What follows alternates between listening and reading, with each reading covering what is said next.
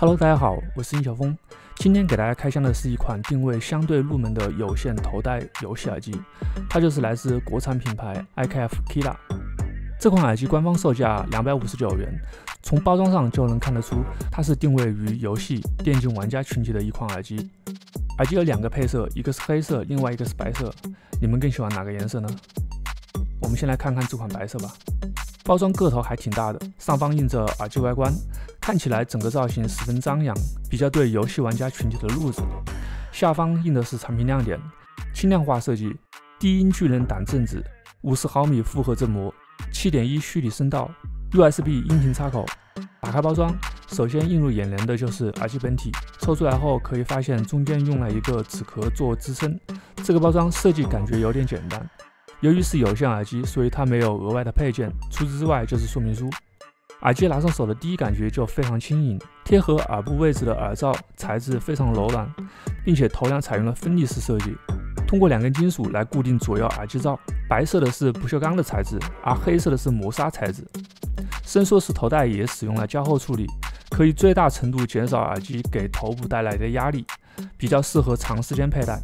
耳机外观设计比较有趣，中间是 IKF 的 logo， 支持 RGB， 并且麦克风的顶部也同样提供 RGB 灯。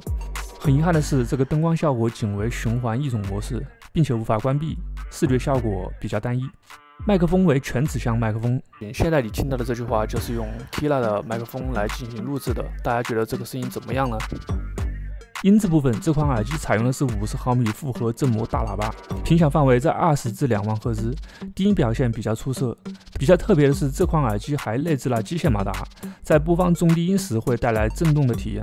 这种搭配比较适合体验3A 游戏，特别是一些炸裂的场面，可以提升沉浸感。但对于我个人而言，我在玩电竞游戏时可能会干扰我的判断。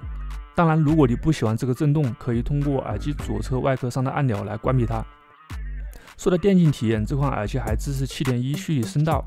厂商在出厂时就针对了 FPS 玩家预设好了一个7.1的效果，可以增强环境音方位的准确度，提高听声辨位的效果。当然，配合驱动也可以自定义7.1声道效果。另外提一嘴，驱动目前只支持 Windows 平台。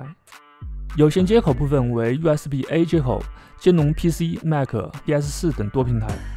它的好处是可以提供数字音频的支持，但是同样也会带来一个坏处，就是对于非 USB-A 接口的平台兼容性较差，比如手游玩家可能需要额外购买转接线来使用。总的来说，这款 IKF Kila 有线头戴式电竞耳机还是有可圈可点之处的，特别是舒适的佩戴体验、7.1虚拟声道和 USB 数字音频，这些配置在100元入门级市场还是非常有竞争力的，